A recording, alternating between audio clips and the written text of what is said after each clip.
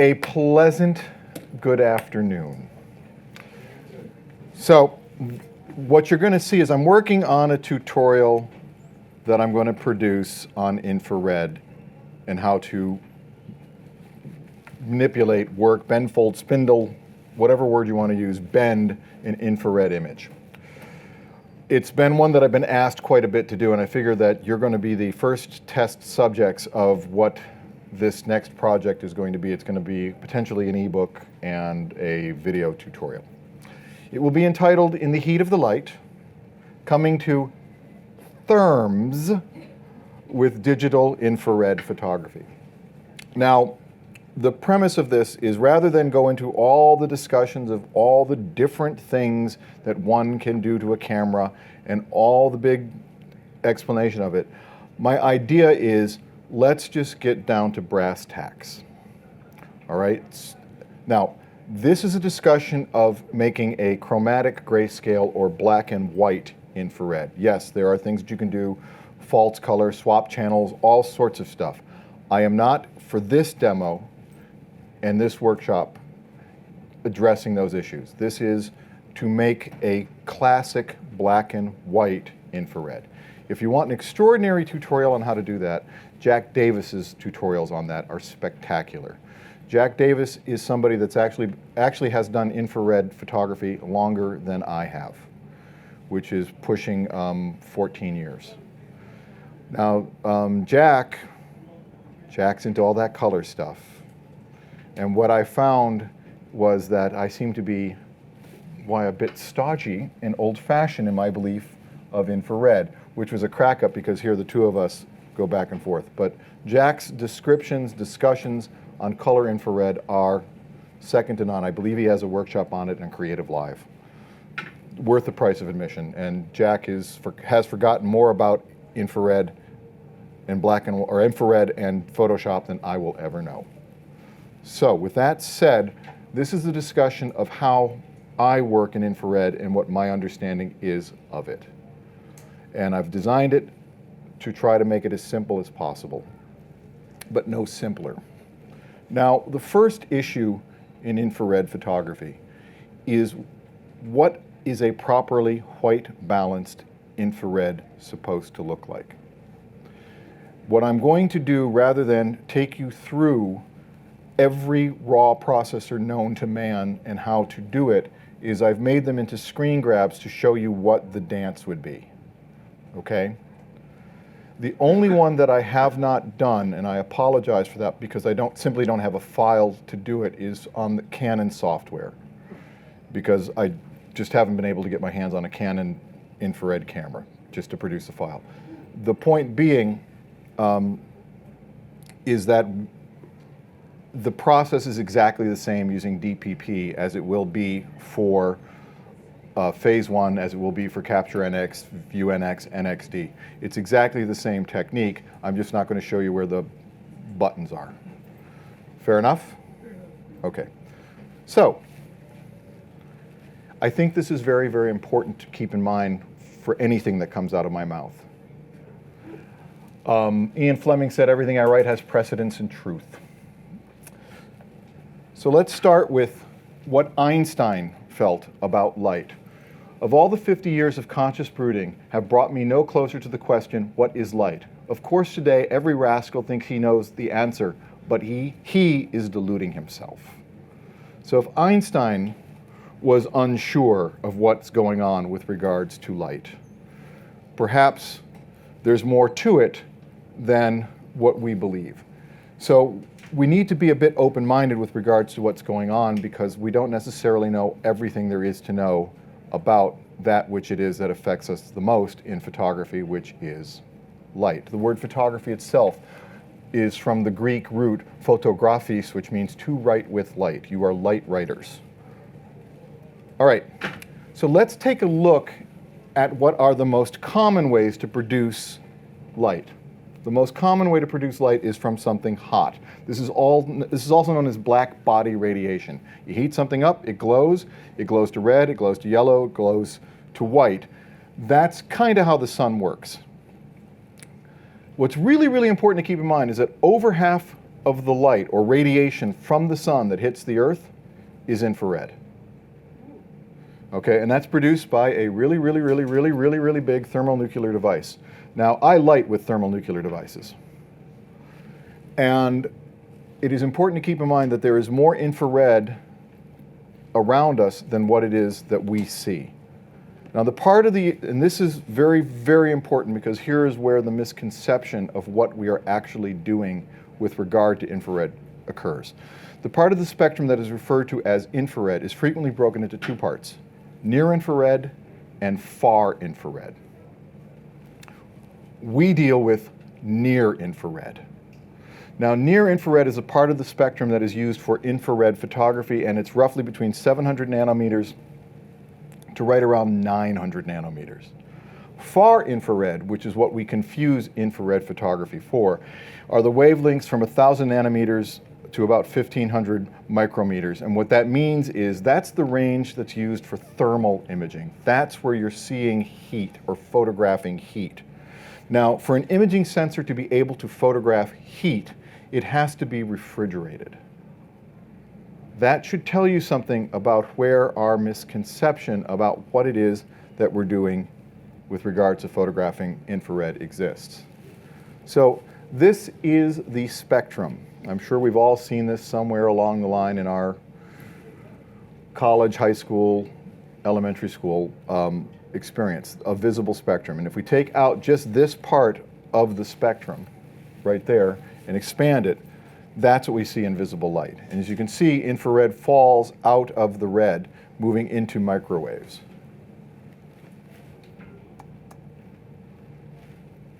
One more time.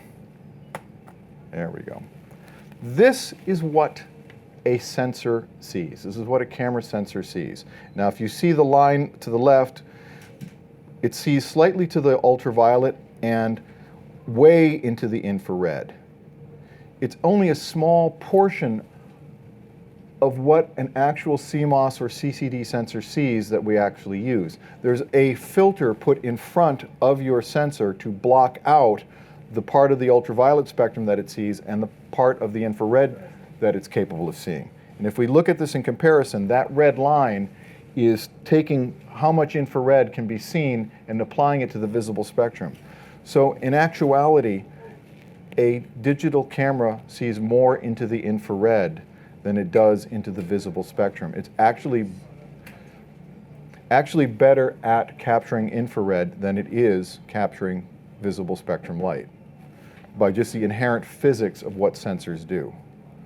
So let's take a look at images shot with the same camera, shot with the same lens, but one is a modified camera to shoot infrared, in which we replaced the filter in front of it with something called a dark mirror that blocks out the visible spectrum and allows the infrared in. So you're looking at the same image, but you should notice some profound differences. For example, in the infrared image here, do you notice how you see what appears to be the thought of the monk, let me play right, going to the Buddha from the candle? What is it really? It is the reflection on the lens of the heat, because the multi-coating is designed to block that in visible spectrum, but it isn't designed to block it in infrared, and the reason why is that the camera is not necessarily designed to shoot infrared. So I get to see things that just pass human vision. Again, same girl, same camera, same lens, but seconds apart. Notice the difference in the greens here and what's going on with the rocks and the water around it. The reason why green photographs white is because I believe it's xylophil, one of the fills that are involved in photosynthesis, doesn't absorb infrared, it reflects it. And since it reflects it, the sensor captures it and then records it, and records it as white, because what does light get recorded as? Bright light records in visible spectrum as white, no light records as dark. Since the sensor is now geared towards capturing to the infrared, green, when hit with sunlight, has a tendency to record as white. Fabrics are different. Notice that the red fabric fluoresces differently in visible spectrum than it does in infrared.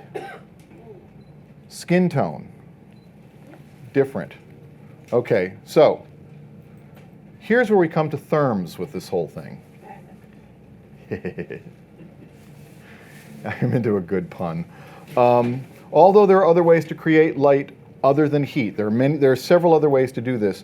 What matters for us, the light that we address and deal with when photographing, is caused by heat. Okay? So the light we photograph is caused by heat.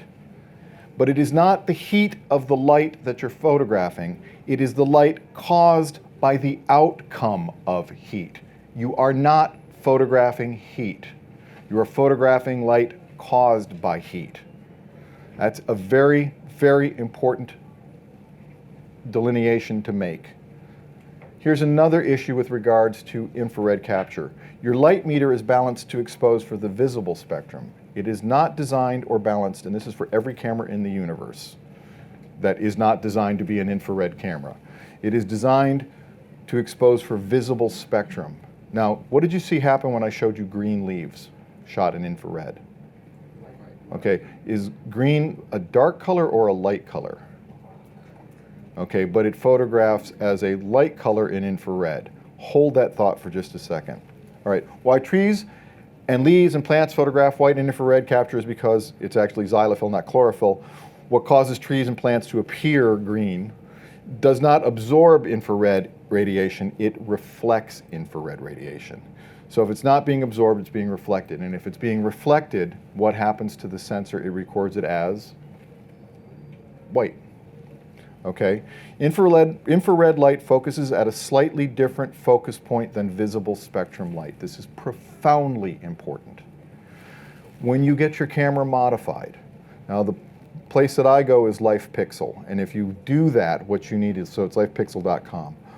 What you want to make sure that you get is you have the IR modification for the sensor. Now, in old film cameras, there used to be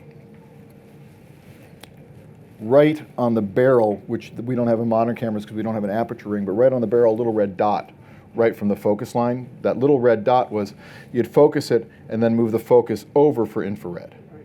Okay, so when you have a camera modified, what you want to make sure that you do is that you have that modification. If they ask you, do you want it, the answer is yes, because they do an adjustment to the sensor to make it so that when you focus through the lens, it focuses in such a way that the image is in focus. Otherwise, you always have to be in live view, or you're focusing off the sensor to get that to occur, to get focus to occur. Which I recommend if you're on a tripod, you should use live view and buy a lot of batteries. But if you're going to do handheld stuff, if you're going to do street photography with infrared, what you want to make sure that you do is you have that modification, because that modification is what makes it so that you can focus while looking through the lens. It's also important to do the fine-tune adjustment to your lens more so than it is in visible spectrum. So what you want to do is get one of those targets. I use the spider target, where you come in and you have, every modern camera has the ability to fine-tune the lens to the camera body. So you want to do that, where you get it so that you find out if you're front focusing or back focusing, and you tweak the lens so that when you fire it, everything lines up. Focus and the correction of focus is ultimately more important here than it may be in visible spectrum, because you can't get away with that as easily as you can in visible spectrum. So it is even more, like I just said, I'm going to read my own note and just repeat myself. So let's take a look at exposure. So what you're seeing this is this is what the camera has decided is correct exposure using matrix metering, set to monochrome, as shot, processed through Nikon View NX2/NXD, because I'm a Nikon shooter, so I'm processing it through the camera's manufacturer's software, which with regard to infrared, if it matters, as you're going to see, it really matters that you use the camera whoever camera you use, that you use the camera manufacturer's software to process your base file into a TIFF. What do you see here if we look at the visible spectrum, which is perfectly exposed, right? But when I look at the properly white balanced image, it's too hot, correct? Why that is because green photographs white, but the light meter meters for visible spectrum, not infrared. And there's really no way to change the light meter. So you can be all over the place. If we look at what winds up here being properly exposed, I'm 2 1/3 stops underexposed. So this is the exception to the rule. If you were in my class yesterday where I said you don't make a decision about exposure based by looking at the back of your camera, except for infrared. Welcome to Groundhog Opposite Day. So when you go into a shooting environment, one of the habits you should get into is take a picture, test the water, look if you're light or dark. Okay? Adjust accordingly. What is very important to do from a practical practicing standpoint is to make sure that when you go to another lighting situation where it changes, to test the water again. Because God knows I have never forgotten to do that, and I've never had blown out or underexposed pictures, not ever, because as we all know, when I became a Nikon ambassador, I was granted photographic immunity. So from just personal experience, make sure that you check. You have to be more involved with what's going on when you shoot infrared because of how all over the place things can be. Now, when's the worst time of day to photograph? Noon, right? Which happens to be what for infrared? Perfect time. Why? Because you got sun pounding on it, and here's all the reasons why. How much radiation is infrared? Okay, over half. So where are you going to get the most amount of what you're photographing? Now, by upping the amount of radiation or light, you also up the contrast. What is unsharp mask in software? It's the introduction of contrast to the edges of pixels, which creates a visual appealing artifact that appears to sharpen the image. By having a slightly more contrasty light to shoot with in infrared, you also aid in having the illusion of even more sharpness. So it's important to understand what's going on with regards to what it is that you're photographing. I don't have a slide to show this because I didn't get to photograph it, but it's important to keep in mind this. Different types of fabric photograph differently. The fabric that this shirt is made out of, if it was black, because it's a polyester, will photograph bright white, even though it is black. I have a demo in here that kind of shows it, but I want to show exactly with visible spectrum, pure black, white. Cotton photographs different than polyester. Wool photographs different than cotton. Dyed hair photographs different than natural hair. You can always tell when somebody dyes their hair because it fluoresces purple. Okay? So, because it reflects infrared differently than it does in visible spectrum. So these are the things that you need to consider. That you're walking into a different world, which also means that when it comes to the image editing process, you need to pay attention to those things to bring them into what is your visual aesthetic for the picture you shot, because reality becomes very subjective here. Okay, so let's compare faux infrared post-capture conversions, which is, my biggest question is, well, can I just do it in Photoshop? Come on. Vin, you're a Photoshop guy. I can do it in Photoshop. All right. This is as-shot white-balanced infrared capture. This is visible spectrum. So it's properly white-balanced, and what I want you to start looking at is what is the tendencies of a properly white-balanced infrared look like to you? What direction of color does it tend to go to? Blues and magentas. Okay? Now, magenta's made up of what? red and blue. Okay. Now a CCD, a sensor, is broken into 3 channels: red, green, and blue. So it goes green, red, green, red, green, red, green, green, blue, green, blue, green, blue.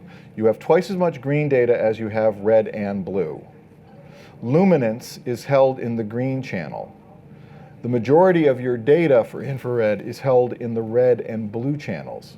So that means that if you had a 36 megapixel camera, what you would have is 18 megapixels of green, and this is just ballpark, 9 megapixels of red and 9 megapixels of blue. So in reality, a 36 megapixel infrared camera has the headroom of a 36 megapixel file, but probably it's about 24 megapixels worth of information, because you're losing some of the information from the green channel because you're not recording it. You're just recording the lightness and brightness in the green channel, and it's the red and the blue that contains the majority of the information. So why is that significant? If you seriously get into infrared, what you want is you want to have the biggest cameras possible with the highest, the highest amount of megapixels as you can get, because it gives you the most amount of information. The frustration that I had for many, many, many years was I always took the number 2 camera of the cameras that I'm replacing to make my infrared camera, and I never had enough resolution, and all I did was complain.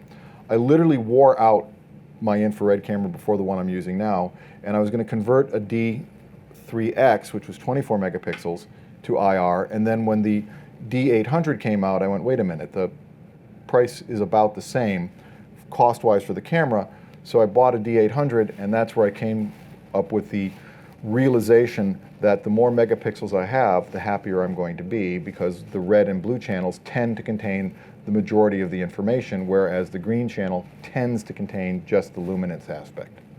So, if you fall in love with this and you decide, oh my God, this is the end-all be-all, my advice to you is bite the bullet. Whatever camera system you use, just accept the fact that if you want to have pictures that you can blow up big, you'll be happier with higher megapixel than lower megapixel. But what I want you to see is that you see how all these colors are different, and you see how some of these colors photograph light and some of these colors photograph dark. Like, for example, is this a dark color or a light color? What is it over there? Okay, so you have to pay attention to that different dyes will photograph in different ways. So that fabrics photograph differently. Dyes that dye those fabrics photograph differently. Like this whole lower layer here, the second color in is not a bright color, but it photographs light there. The blue and green, the green off to the side photographs light, but these colors photograph dark. The black photographs black, but the dark gray up above photographs light, because it's reflecting infrared. So in your composition, pay attention to that as you test the water. In infrared, you have to frequently check to see what's going on. Yes, the way you photograph is when the course of human events puts something in front of you, you photograph at the speed of life and you worry about that. But make sure that before that happens and after that happens, you're constantly checking to see what's going on. All right, this is as shot white balanced IR capture converted to black and white using the channel mixer. What do you see different? So this is, look at the colors here. Look at what it's supposed to look like to the left and to the right. Colors that are light are supposed to, that in the actual file, are dark on the right. So what you should be seeing here is that just because you can turn green white, what's going to happen most likely is red's going to turn black. The point that I want to make is, no, you can't really do infrared in post-processing software.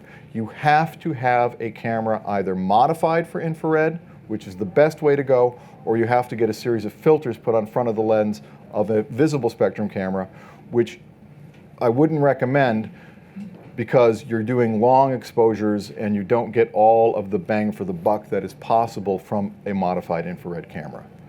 So that's using the channel mixer preset. This is using the Photoshop black and white adjustment layer preset. So look at the difference between these. These two don't even agree. So software doesn't agree with itself. This is using NIC Silver Effects Pro, which is different than this, which is different than that, but this, some of this is closer to reality than this is, but not any one of these is anywhere near what it is that I'm supposed to see. Okay? Let's look at fabric. What color is this? What color is that? And what color is the lace here? All right? Now, what color does it look like when we look at the white balance not corrected for black and white picture? Different types of gray. This is visible spectrum converted by the channel mixer, so the red becomes black, the black undergarment becomes black, but the black undergarment here becomes white. Why? Because it's made out of a polyester, and the polyester reflects the infrared. Even though it's black, it reflects back white. It's not the heat that's causing that, the body heat, it's the fact that fabric reflects back, because you're not photographing heat, you're photographing the outcome of heat. Okay, this is using the black and white adjustment layer. Now this is different than that. This is closer to this, but it still looks like a black and white visible spectrum image. This is global desaturation. I just removed the color. And what's interesting, if we look at this, global desaturation is actually closer to what infrared's supposed to look like than actual any one of the conversions. All right. So the conclusion of this point is simply this, that just because you can turn green to white in software means that you may turn red to black. That just because it appears to be dark, good spelling there, Vin. Just because it appears to be dark in the visible spectrum part of the spectrum does not mean that it will photograph dark in the infrared part of the spectrum. You cannot realistically create or replicate an infrared image from a visible spectrum image. You can make something that kind of sort of looks like it, and it can be an effect and it can be a look, but if what you're going after is specifically infrared, the type of work that Minor White did, which is what I fell in love with, the type of stuff where you just went, oh my God, how did that happen? That. What is it that you fell in love with? For me, it was film, black and white, specifically film infrared.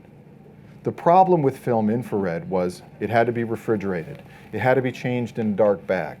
You were guessing on focus.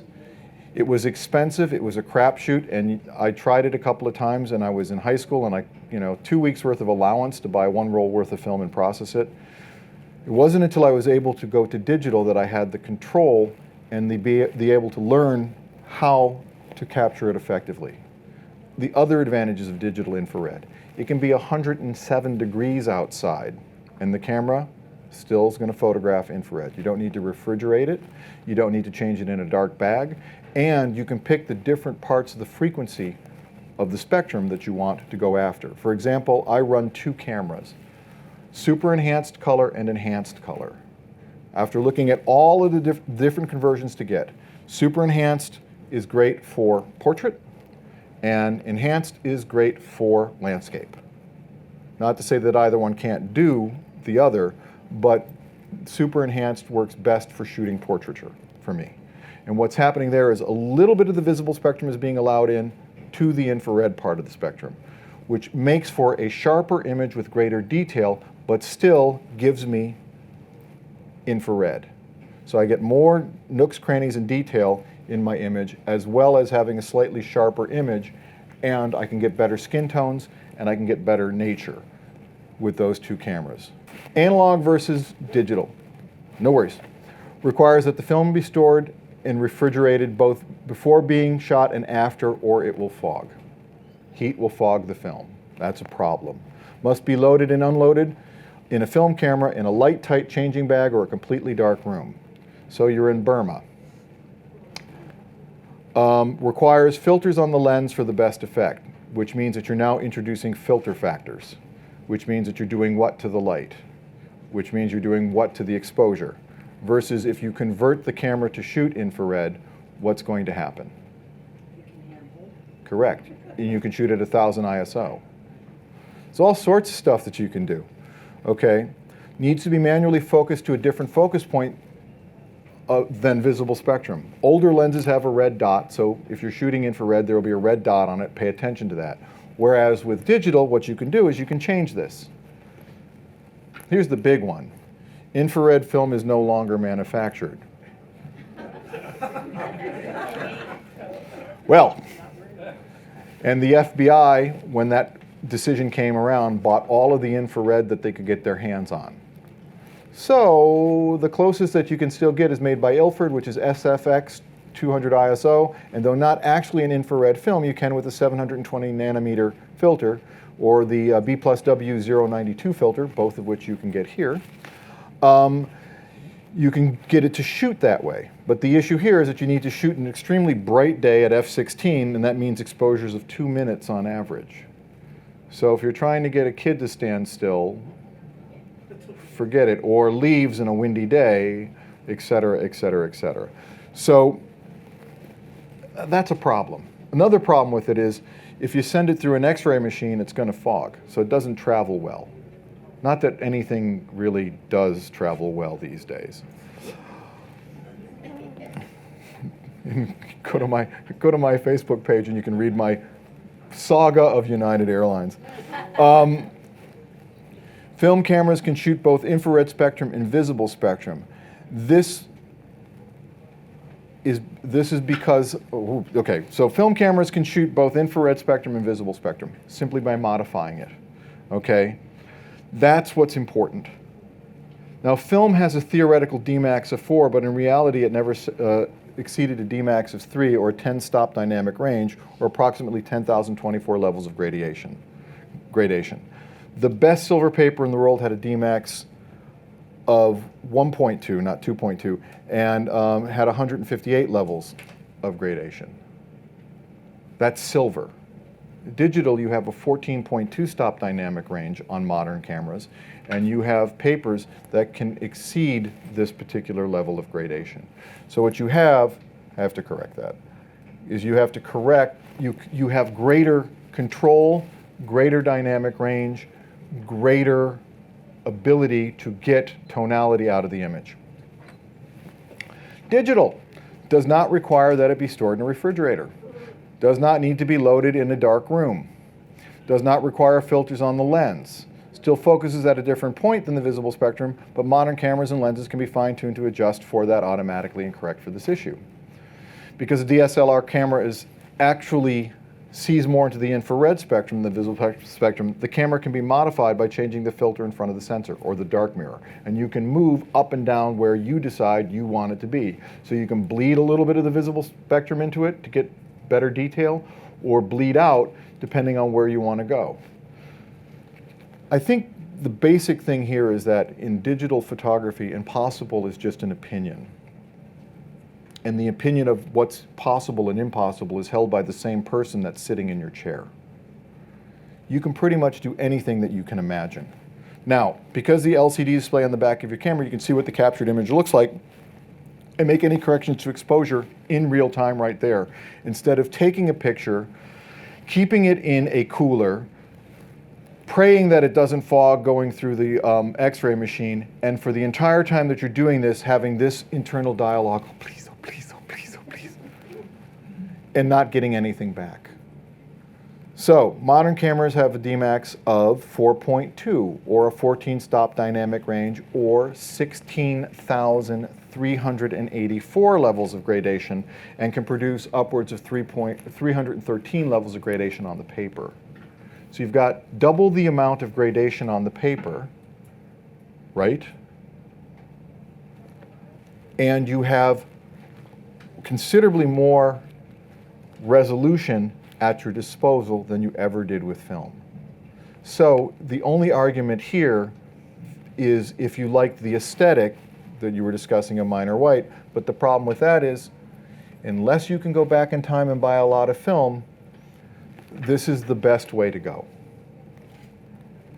All right, so taking the subjective aesthetics of the metallic qualities of silver paper and silver-based films out of the equation and comparing apples to apples, digital infrared photography is a better all-around proposition than film infrared photography. That is the conclusion that I came to. That's my opinion. So I'll own that. I know that when this gets posted on the internet, I will hear unending, "You heretic, burn at the stake." But that's what I've come to find. All right, so let's take a look at how to create a properly, did I spell properly right? Properly white balanced infrared capture in Adobe Lightroom 5 and 6, ACR, Apple Aperture 3, which no longer exists, DxO, Phase 1 Capture 1 Pro 7, and NX View, Capture NX 2, and NXD.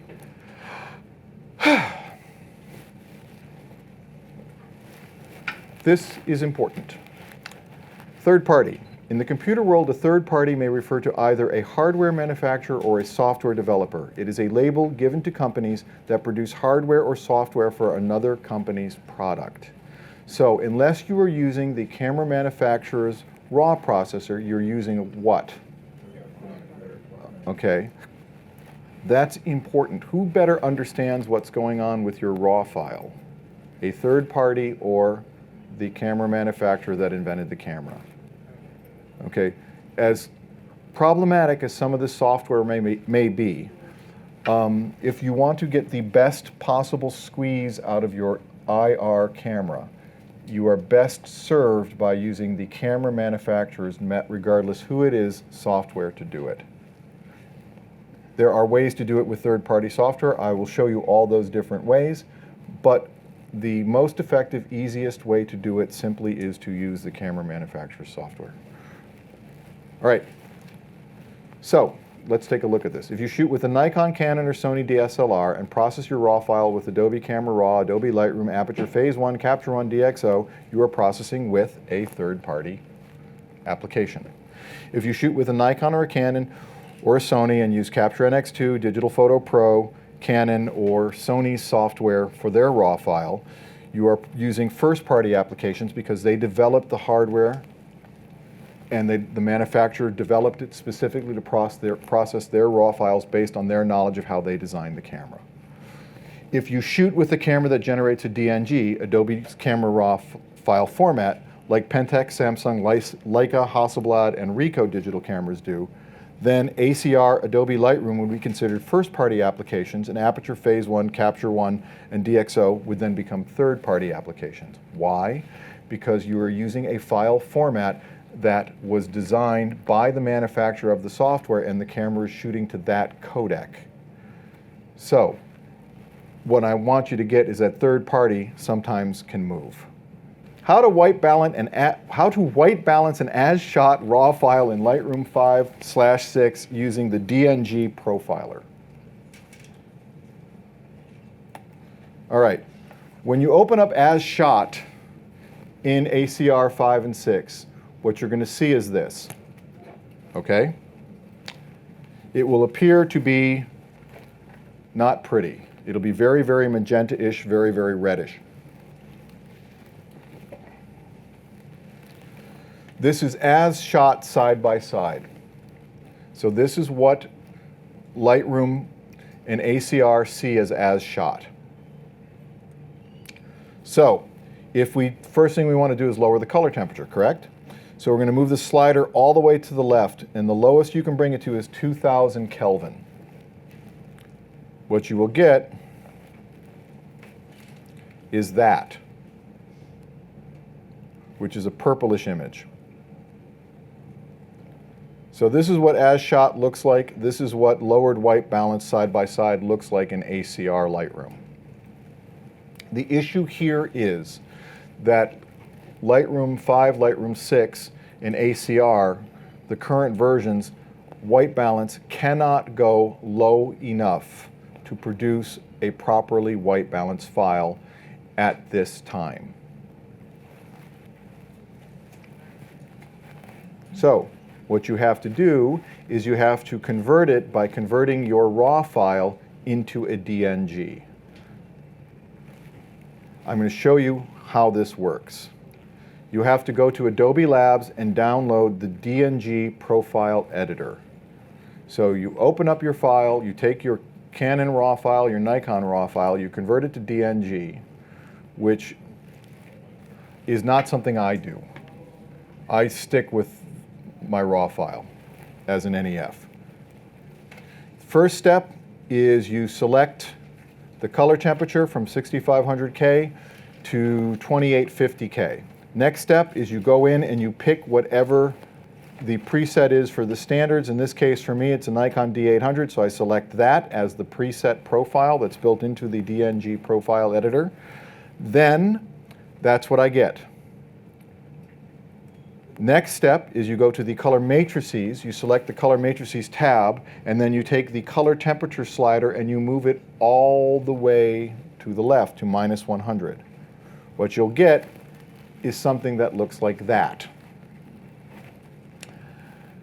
Then, what you do is you export save it, the profile, you export the DNG profile so that Lightroom 5/6 can access and apply it to the image. These are the steps to do that. So you have to make the profile, export it, put it in the right folder, close out of the DNG editor. You have to make sure that you closed out of Lightroom because it won't see the profile unless it's restarted. Okay? Now, Rob Sylvan was very, very nice to allow me to say, go here and you can get a tutorial from him on how to do this. Rob is, I would consider, one of the world's foremost experts on Lightroom. So this is an incredibly good profile from an incredibly nice guy who's a wonderfully, wonderfully gifted teacher. Okay, so now that you've done that, you relaunch Photoshop. You load the DNG profile that you created on the image that you're working on. In the Develop module, you lower the color temperature as low as it can go in Lightroom 5/6. You select the pull-down menu. You select the correct profile for the image. That's what you're going to get when you apply it to that. Now, you do a multiple eyedropper approach. It's great if you can nail it in one, but sometimes you have to do it in two. So this is what you have. And if you screw up, it'll look like that, but it doesn't matter. Okay? So you take the first eyedropper sample.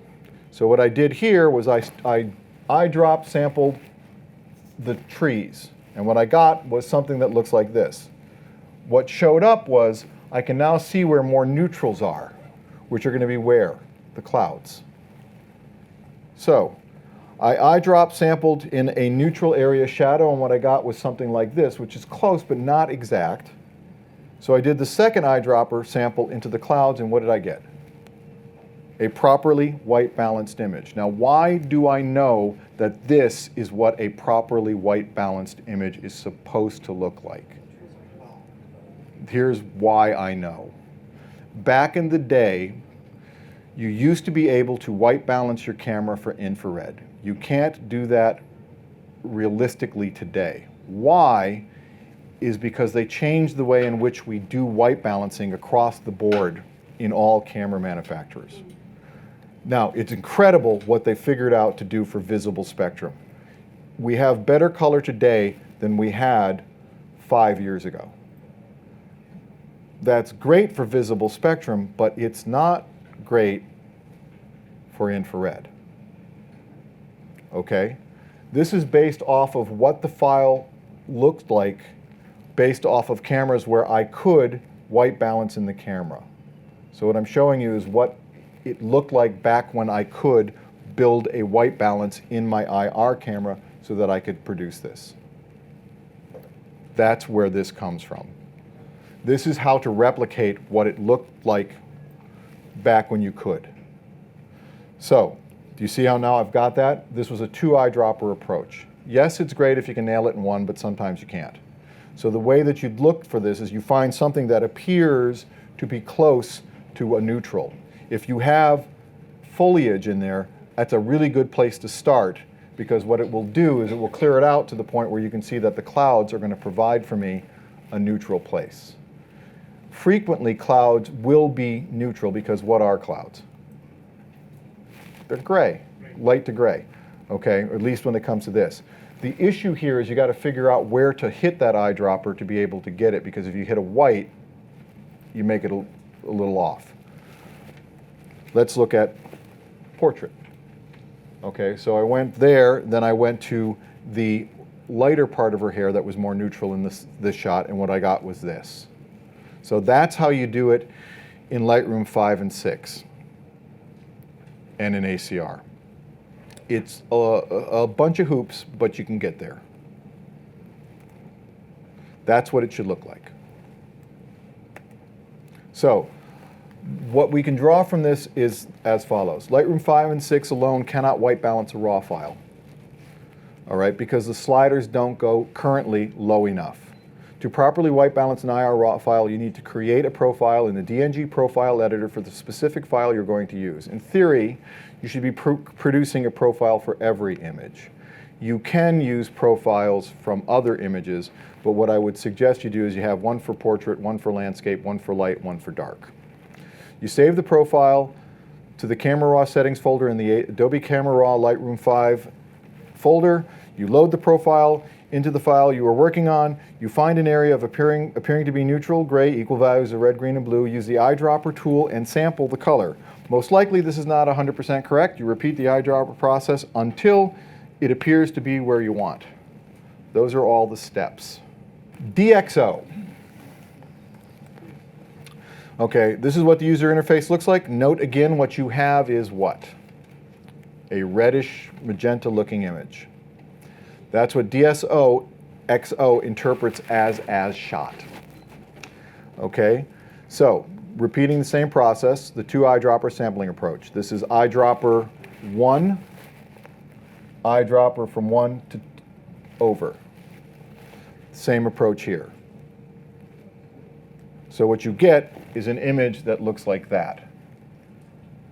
Now, this result is a slightly beefier result than you get out of Adobe Camera Raw Lightroom, which means that you got a little bit more detail going this way with DxO.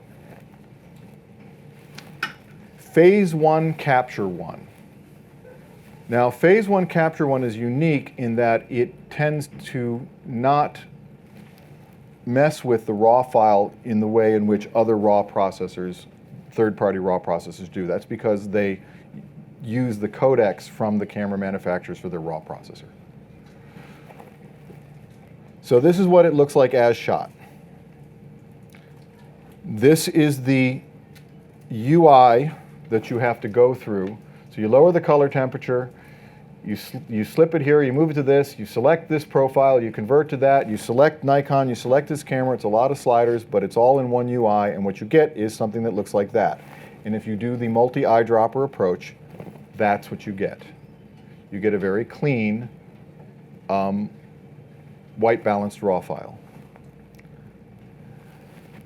As shot, raw file in Nikon View, Capture NX. This is Nikon View. So if you're using a camera that's a D800 series, D810 I think still uses NX2 and View NX. Anything above modern cameras like the 7200 needs NXI and NXD. What do you notice about this? What's different about this? No color. Okay, it's black and white. Why, you ask? I'll tell you. The reason why is that I set my camera to monochrome when I shoot. Why does that not matter in this instance? Because I'm shooting a raw file. Why do I do it? Is it's a lot easier to make a decision about a file that looks like this than it does that one that looks like it's fluorescent magenta. Now, if I could properly white balance in the camera, I would be able to still make a decision of it because it wasn't one giant red cast that I can't see what's going on. What you should notice is that something in every raw processor up to this point was different, which was I did not have access to something that makes my camera special, which is called picture control. Now, Canon has the same thing, which I think is called image styles. Okay? In picture control, what it is I can pick neutral, standard, vivid, portrait, landscape. So I can pick how I want the raw file to be processed based off of these needs. I use standard frequently or vivid with regards to infrared and landscape. Why do I do that? Because what those softwares are designed to do is it's designed to make, if you have multiple cameras, to have the files all appear to be the same or similar.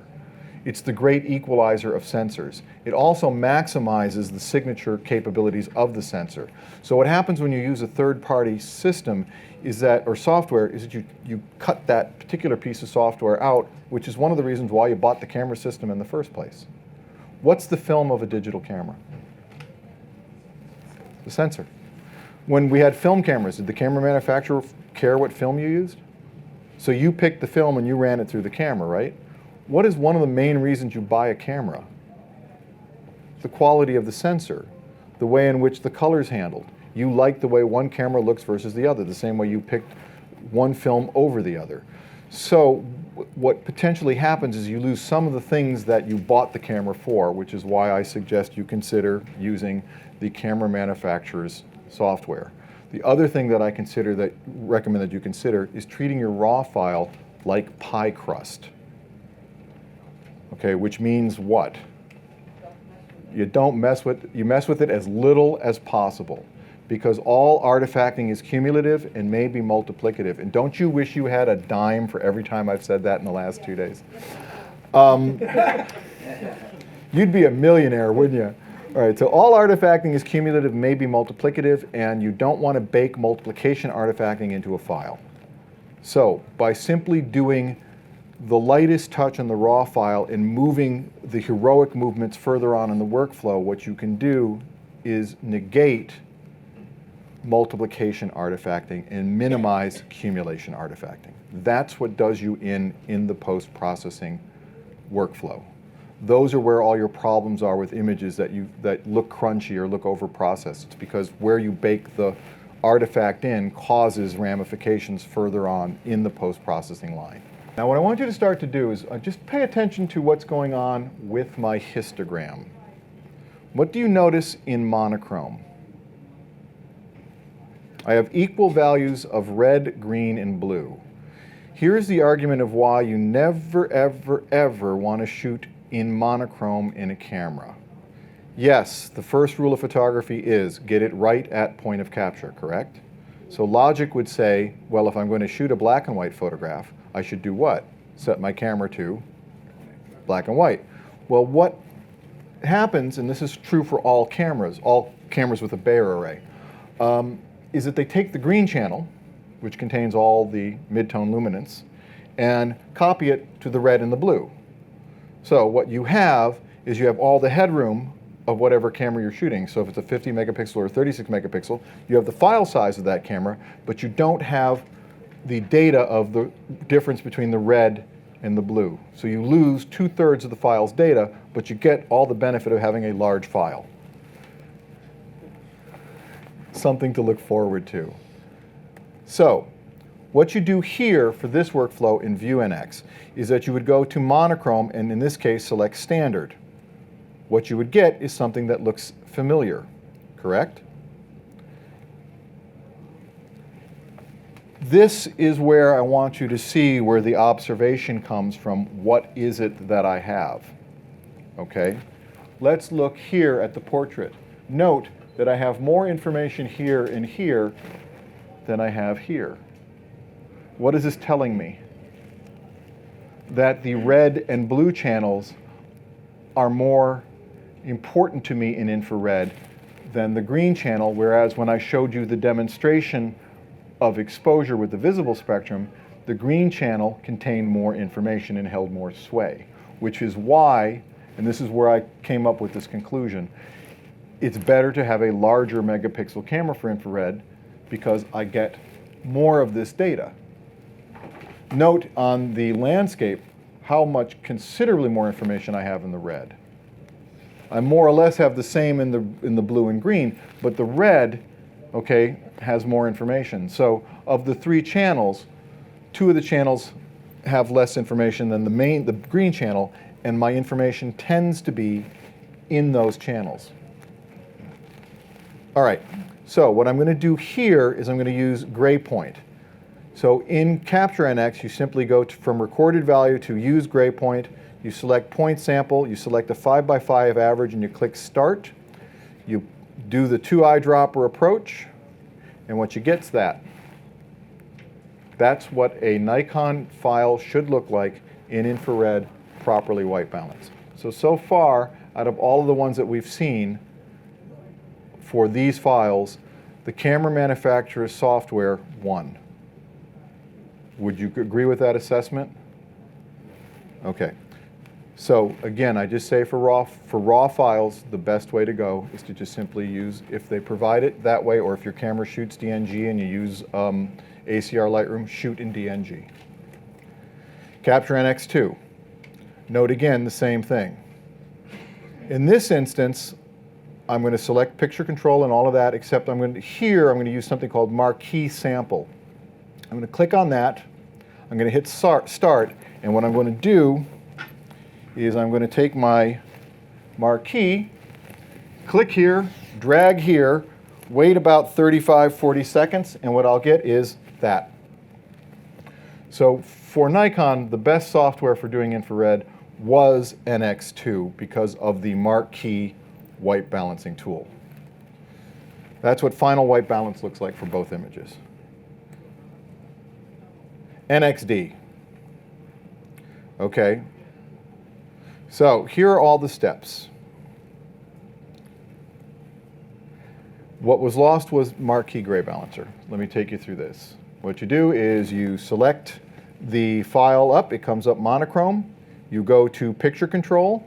You go from picture control to standard. You select the eyedropper. And again, this is after changing from picture control to monochrome to standard. You select the eyedropper, doing the final eyedropper approach, and what you get is that. So let's look at all of them compared. As shot in ACR, Lightroom, as shot in Aperture. Which does a better job? As shot in DxO, as shot in Phase 1, as shot Nikon Capture View in X2, as shot in NXD. Do you see any difference here? The reason why you don't is because Nikon writes the RAW processor, as does all other camera manufacturers. They write the RAW processor for their cameras.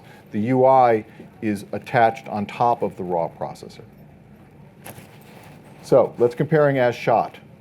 This is ACR Lightroom, Aperture, DxO, Phase 1 Capture 1, View NX, NX2, NXD. So let's look. See that? See that? See that? Okay. All right, so what do we know? The takeaway from this is that's what a properly white balanced image should look like, and if your camera manufacturer makes a RAW processor for this application, you are better served to use it. And let's go to the meat of the matter.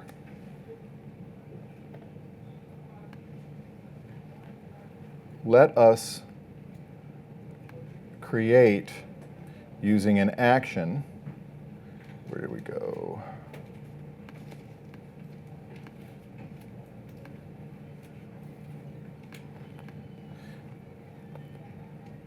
There it is. A landscape. Now, I like to do live fire demos. So what you're going to see is all of the pain that is involved in moving a 36 megapixel infrared capture. I want you to see how much time it takes. I could dumb the file down to a lower resolution and I would zip through it really, really fast and you'd be utterly amazed. You'd get home and then you'd go out and buy a new computer because, okay, so you're going to see live fire demo. This is a shot that I did white balanced in Yellowstone. So what are the issues with this? First issue is I have to do something up here. I want to pull out more of the drama here, and I want to build a better ramp over here of the image. I want your eye to move through, and I want to be able to play with this. Now, is this fluorescing blue image that looks like some sort of planet from an alternate reality what I want? No. I could swap channels and do all sorts of stuff and make a pretty color picture, but for this application, for this argument, for this discussion, what I'm going to do is I'm going to make it a chromatic grayscale image, or digital black and white. And the reason why I delineate between that, between black and white and chromatic grayscale, in the digital world, when you're printing, black and white means black ink on white paper. We are going to use equal values of red, green, and blue when we print to produce gray. So since that's indeed the case, what am I doing? I'm making a chromatic grayscale. Yes, I invented that term. All right, so I am going to use the IR-olator. The IR-olator. This uses Nik software to do this particular project. The reason why I use Nik for this is I was employee number 2 of the company that invented Nik software, and I was a photographer that Silver Effects Pro was built around. So, that said, I have a dog in this fight. How many people have Nik software? Or the Nik collection by Google? How many people do not? My suggestion to you is, get it. Okay. Also, if you have the On1 software, you can do this. I just haven't written an action for it yet. I will in the process of doing this. I just have to figure out how to make a blue filter in the On1 software. They don't have that in their software. So that's what the issue is. That's why I'm not going to show you a demo of that as well, because I haven't figured out how to do something in it. One of my favorite tools is the Clarity tool in the On1 Perfect Effects suite. All right. So we're just going to run the action. You should see it be doing a whole bunch of stuff. What it's going to be doing is it's going to be applying a whole bunch of presets that I've set up. Right now, what we're introducing is a skylight filter, which is adding a little bit of red into this image. Why that's important is that that's going to give me more beef in my red channel conversion further on down the line when I get into the Silver Effects Pro part of this action. Now, for those of you who don't use actions, how many people don't use actions? You were in my last class, right? Well, not today, but you've seen me use actions before. If you do something more than 3 times in Photoshop, make it an action. Okay, so now what we have here is we have something called dark contrasts. And what dark contrasts does is it brings up the image enhancement, the detail enhancement of the dark aspects of contrast. So anything that's supposed to be dark, I'm now enhancing the image structure there. Now in this image, I can lighten it up a little bit. I can dial it in. I also have control points, which I can do positive and negative. For this, we're going to do global. I can further increase the contrast. I can diminish the overall contrast. For this image, the preset that I put it at 80 is about right with a little bit more brightness. I'm going to click OK. All right, so we're going to go into the sharpening aspect of this image, and let's back this down just a hair so we can see what we're doing. Back it up a little bit more. So now I'm going to pick an area that I want to work on that contains detail that's important to pay attention to. So in this instance, that. Yes, this is a little crunchy. That's okay, because what we're going to do is we can lower the effect or increase the effect if we want. I'm not going to worry so much about the noise here because I'm using multiple layers at different opacities, and by the time I'm done, I'm not going to have this problem because one layer is going to cancel the other one out. So I'm going to go for focus on this, and I'm going to lower my sharpness down to about 98%, I think it was 96%. Now, don't worry about the fact that what you're seeing right now is the dark contrast, and I did the sharpening, and now that you're seeing the sharpening, it opened up detail extracting. What the issue is that the graphics card has not redrawn the screen, okay? So one of the common questions I get is that. It's like, oh my God, what layer am I on? The rule of thumb is that whatever layer is highlighted, you're one above. Now, this is detail extractor, which is the same as dark contrast except for highlights. So let's zoom into an area here that we can look at. And what I want to do here is let's start getting more detail out of the image, and let's introduce a little more contrast to it. And what we can do here is, if I'm blocking up or blowing out a highlight or a shadow, what I can then do is I can protect the highlights or protect the shadows.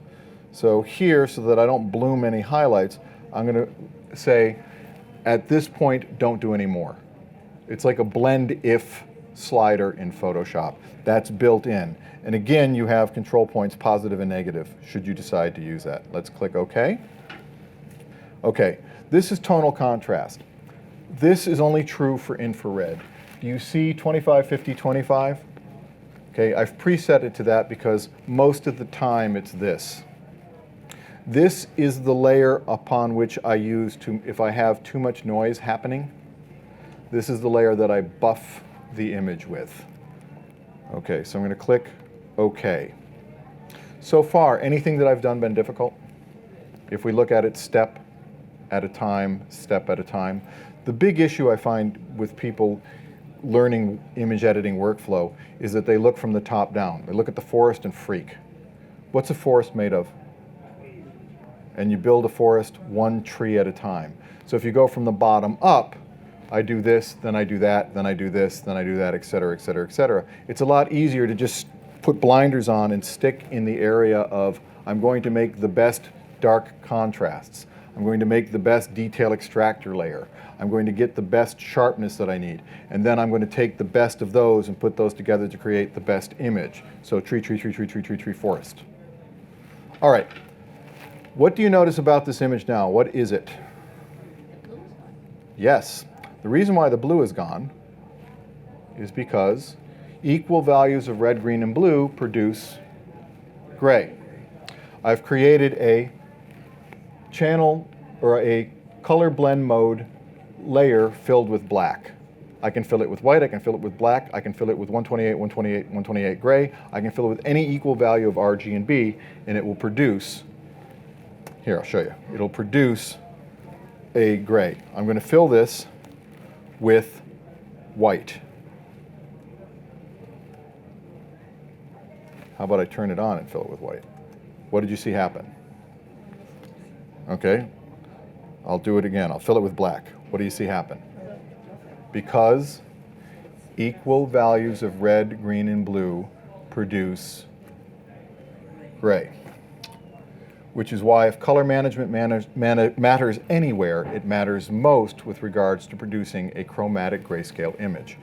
Let's do this. All right, I'm going to go 128, 128, 128, or neutral gray. Let me fill that with neutral gray. What happened? Nothing. Now watch what happens when I just move the green 3 points. What color is it? Okay, just 3 points. So here's what it comes down to. Let's say I'm wearing a red shirt and you take a picture of me. You don't know what red it is, you just know that it is a red if you're looking at it in an uncalibrated monitor. Now, you know what a gray is, right? Because if it's got any color in it, if it's an unequal value of R, G, and B, it's not gray. So if color management matters most, it matters most here, which is why I travel with this gadget everywhere I go, which is a X-Rite Color Monkey. Why I like it is I can plug it in once I've calibrated and it measures the ambient light. So if the light's changing in the environment, it changes the monitor so I can make decisions about it. So if you don't calibrate your monitor, my advice to you is calibrate your monitor. All right, so here we are. Let's go back to this. So notice here that what I have is I have a series of curves adjustment layers. Multiply for dark, multiply strong contrast, screen strong contrast, and screen normal. This is so that I can make adjustments. You don't need to use all of these, but these are the ones that I tend to use when I do this. So what I'm going to do first is I'm going to turn on dark contrasts. I'm going to fill my dark contrast with black and paint with white. Let's get rid of this. Now, I'm going to set my opacity to 50%, keyboard command 5. What are the 3 things I know about a layer mask? Right out the bat. Okay, the 3 things that I know are it's going to be more than 50%, it's going to be less than 50%, or it's going to be 50%. I don't know which one of those events it's going to be, so what should I set my layer mask to? 50%. Okay, hence 50%. So what I'm going to do here is I'm going to come in and brush this area in down here. See that? And going Command Shift or Control Shift F brings up the fade, whatever it is I just last did dialog box, or fade effect. I think it's better to conceptualize it as the fade, whatever it is I just last did. See what I can do here? So I can come in and I can do that. There's no way out the chute I could know that 59% is what I wanted. So what I want to do is something that Brian Eno said. I want to go to an extreme and retreat to a usable position. I want to go yes, no, yes, no, yes, no, yes, no. There you are. Okay? So I have to go one way or the other. 50% is a good start. So now that we have this, that's okay. Let's put a little drama, what say you, into the clouds. Too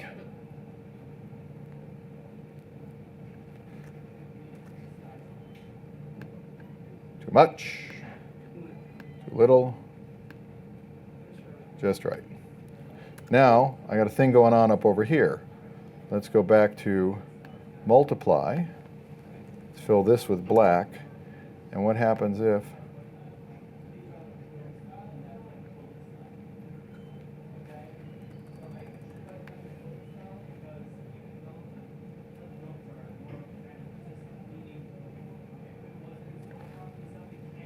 see where I'm going with this? Okay. Now, if this is too much, the advantage that I have here is I have opacity. This is why I prefer to do my fine artwork in Photoshop. I have infinite amount of control. Now, by separating these all out into different layers, what I completely negate is multiplication artifacting. I just deal with accumulation artifacting. 2 plus 2 is 4, 2 plus 4 is 6, versus 2 plus 2 is 4 times 2, which is 8. So that's about right. Now, the other thing is I'm looking at this. What happens if I go here, fill this,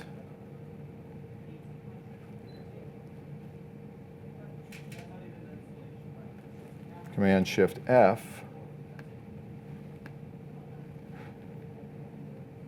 Now why I do it this way is, again, remember that go to an extreme, retreat to a usable position. I want dark on the top, dark on the bottom, light to lead you into the center of the image. Okay, so I'm going to use these to create that relationship, and that once I have that relationship, as I build up with the other layers, I can always change the opacity of this entire group or the individual layers that I use. So let's come in here and just darken this down a little bit, Command Shift F. This comes from Ansel Adams' approach to printing. Remember how he would darken in the edges so that your eye would go into the center? Okay, same idea here. I would love to take credit for that one, but you know, the master himself came up with it. It's a brilliant idea for the way to print. All right, so now let's go back here to sharpen. One of the things that sharpen does is it tends to lighten this. I don't necessarily want to lighten this. Where do I want your eye to go? I want your eye to go right here. So what I'm going to do is I'm going to come in at 50%, Command Shift F. I'm going to lower this down to 19%, and then I'm going to come in here and again paint over that area. Command Shift F. Now bear with me, I'm doing this a little fast so that I can show you how to do this. Now the other thing that I would do is I would use a Wacom Cintiq. I have a Cintiq companion. What I thought about doing when I did this particular demo is I want to show you that I'm using my finger and a trackpad, which says one very important thing about me. I spend considerably too much time on airplanes. So that puts your eye right here. Now, detail extractor. Look what happens here. Whoa!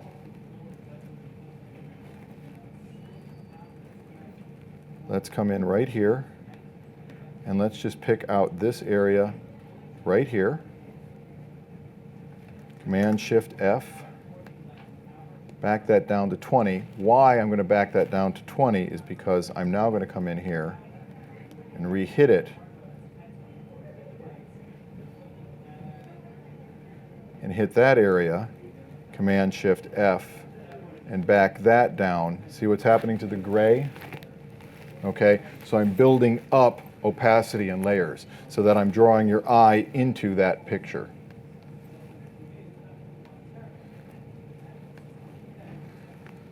Tonal contrast.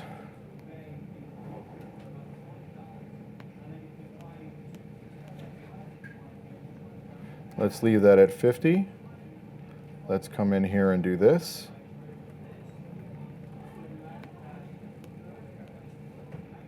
Let's come in here and do that. Command Shift F.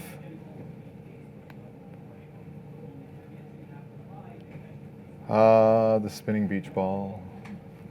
Thank you. Let's go down to about 28%, click OK, and then further fine tune this by that. So now what I have is I have my base image. What's going to happen is I'm going to hit run the action. The action will now create a merge stamped visible image where everything, it'll turn off the clean black line or the color blend mode layer. It will merge it all together into one. It will save it so that I have this all saved.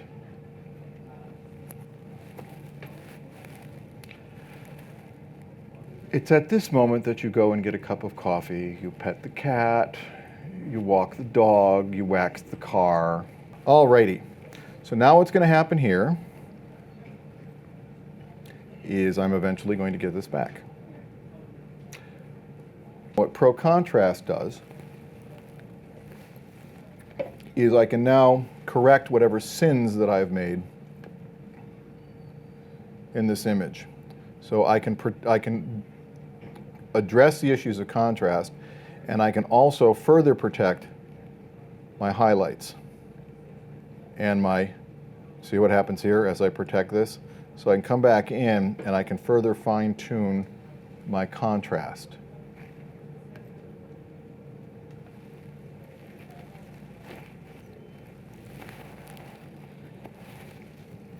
What you saw earlier was Photoshop saving it so that if the computer crashes, I have a saved version of it. That's a very, very, very wonderful feature that has been added to Photoshop CC. And I think it was 2 versions ago that they added that.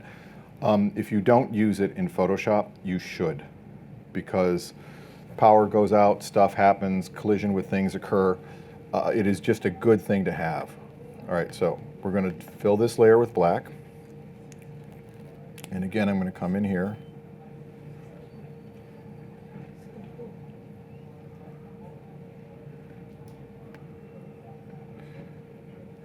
And just simply further dial that in. Now remember in the class previous where I said, what do you want to have to make a black and white conversion for those that took a class? You need to have a properly what? A perfectly, not perfectly, a perfect color image, okay? So what am I doing here? I'm creating the perfect infrared before I convert image. The reason why I'm using the color blend mode to make it gray is so that it's much easier to do, because trying to make this decision based off of it being blue and slightly sepia can be a bit problematic. Right, so now that we have that, we hit play. Because one of the other things that I want to do is I want to put in a step-by-step thing here, like I've done with the other action from the first class. I've just figured this out as an action. What I now need to do is figure out how to make it so that it makes sense. Okay, this is Vivesa, and what I'm going to do here is I'm going to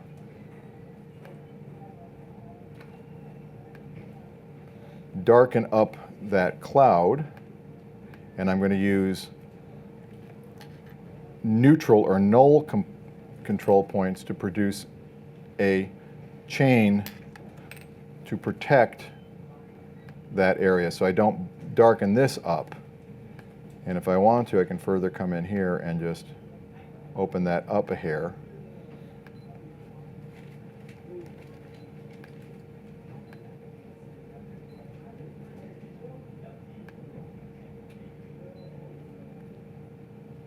So again, you see how I'm building this up tree by tree by tree by tree? And not any of these steps individually are difficult. It's just that when you look at the totality of them, they can become painful. So don't do that. So again, 50% opacity. Command-Shift-F.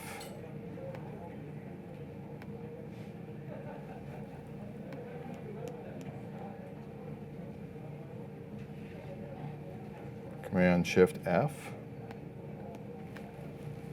All right, let's run the action again. What's going to happen is that we're now going to create a final layer which will become that blue cast image. See right here? All right. So I'm going to create continue.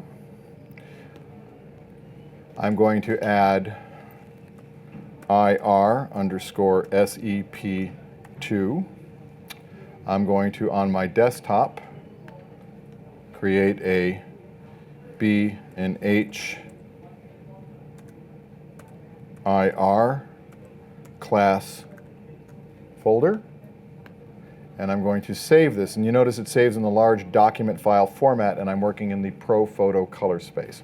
What is important is even in a chromatic grayscale image that will have a color gamut that basically just runs down the center spline of color, of the color profile if you look at it in ColorThink. I'm working in a color space that big so that I can minimize artifact. I want to be in a Pro Photo 16-bit color space as my workflow, even though I'm eventually going to print most likely out of Adobe RGB. So now it's going to write the file, and then what's going to happen here is the action is then going to create another file specifically for SEP, or using the SEP2 plugin. And I'm going to chord using a red, balance for red, balance for blue adjustment layer, 2 adjustment layers. Why am I going to do red and blue, not red, green, and blue? Because green doesn't really hold whatever information that I have from the green channel, I already have. I don't need to adjust that. What I need to adjust in this process is the red and the blue. Okay, that's why. I want you to see the reason why I split all of this up is because I don't want to have to move all of that headroom. Even splitting this up, you see how long it took to save and move things. Imagine if I had everything in just one huge file. Now the goal of this, the way that you should approach this is you want to do a non-destructive workflow. And what that means is that you can go all the way back to the raw file should you need to. That allows for this. Okay, so we are looking at the blue channel, then the red channel. So what I can do here is I can lighten or darken all of this either globally or with control points. So let's do this with control points. So the first thing I want to do here is darken that a little bit. potentially boost the contrast just a hair. Come in here. And go to fine structure and push the fine structure of this image so that I can get even more detail. I'm going to come in here. I'm going to open up this area just a hair. And then I'm going to put one control point here, and let's push the contrast up a hair, and let's protect the shadows just a bit. OK. Click OK.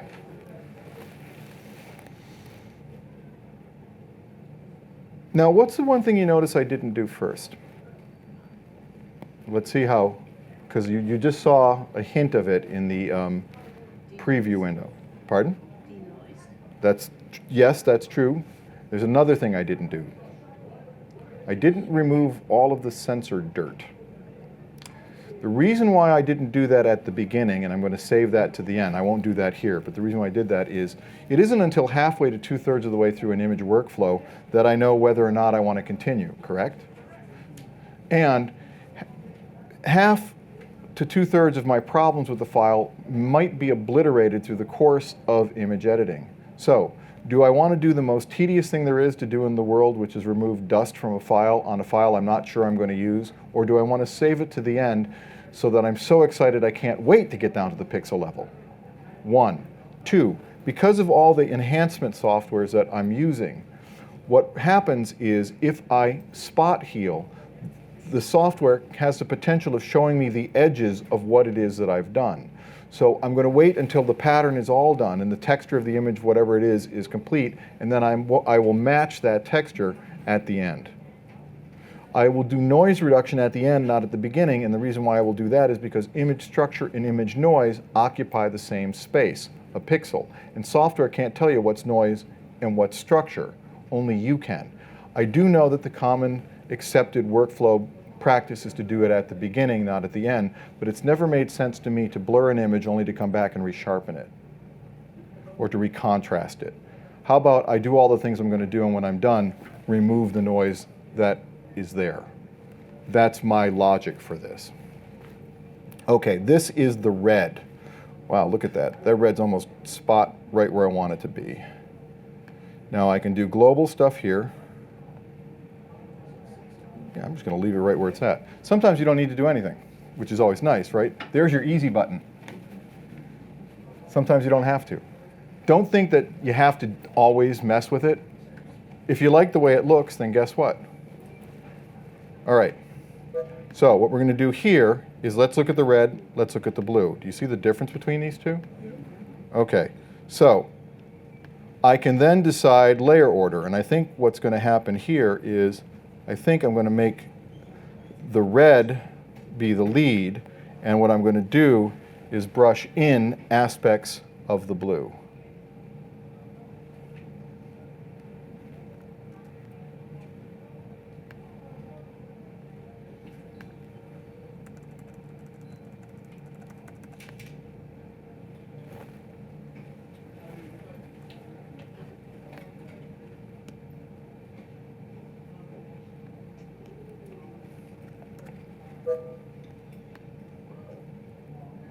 Okay.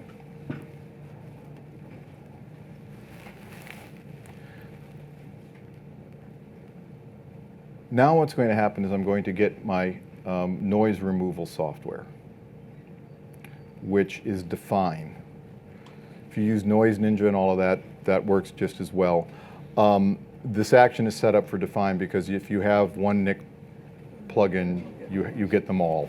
Do you see how I use the red and the blue channels? Oh, I'm not going to get Define. What am I going to get?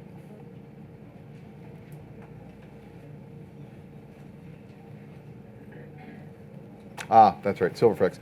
I've added this so that if you want to, what you can do is you can then add toning, which what I'm thinking about doing is I'm thinking about switching this part of it. So I'm going to click that because I like warm tone images. So I selected the warm tone.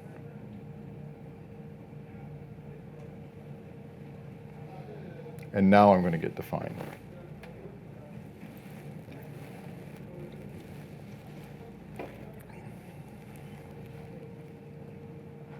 All right, so this is define.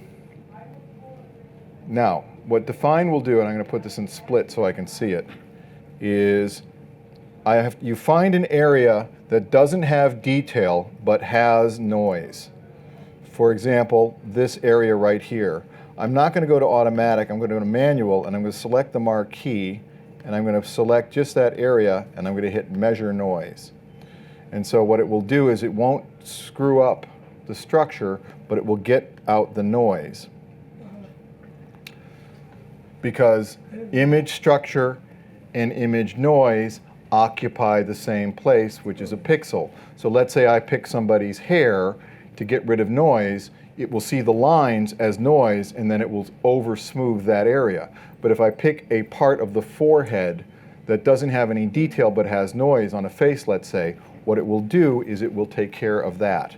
Now, what I'm going to do here is let's zoom into my clouds.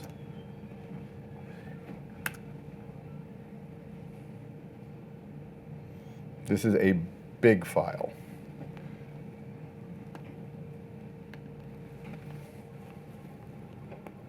You know how computers always act up when you're doing a demo, when you're trying to show off. So yes, what I would do here, there we go, is let's zoom out, is that I'm going to brush in at 50% opacity into my clouds. Why? Because where is the noise going to be that I'm going to see the most? Okay, it's going to be in the clouds, and what I can then do is slowly back this off. The noise here is going to be hidden in the texture of the image. Where I'm going to see noise is right in here.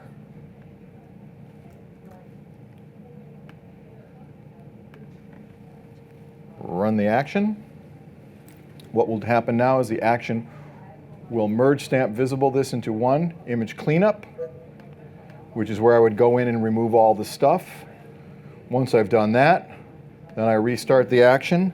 The action will then save the file, make a TIFF, and then that would be what it is that I'd repurpose. Thank you very much for coming. I appreciate you spending time with me and suffering through this. Thanks again for coming to the B&H event space. Whether you're a hobbyist or a professional, B&H has the answers to your questions. Experience a world of technology at our New York City Superstore. Connect with us online or give us a call.